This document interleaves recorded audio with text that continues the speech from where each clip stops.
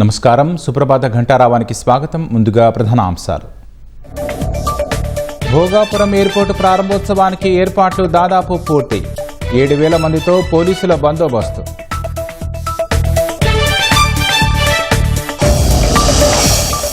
AU మాజీ VC Prasad Reddy అక్రమాలు నిగ్గు తేల్చిన విజిలెన్స్.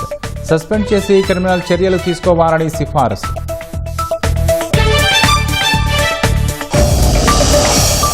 మద్యం అక్రమాల కేసులో సైఫ్ అహ్మద్ లొంగుబాటు పిటిషన్.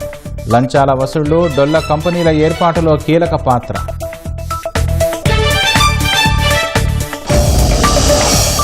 వేడి సాంబార్ మీద పడి 7 పిల్లలకు గాయాలు. కదిరి మున్సిపల్ పాఠశాలలో ఘటన.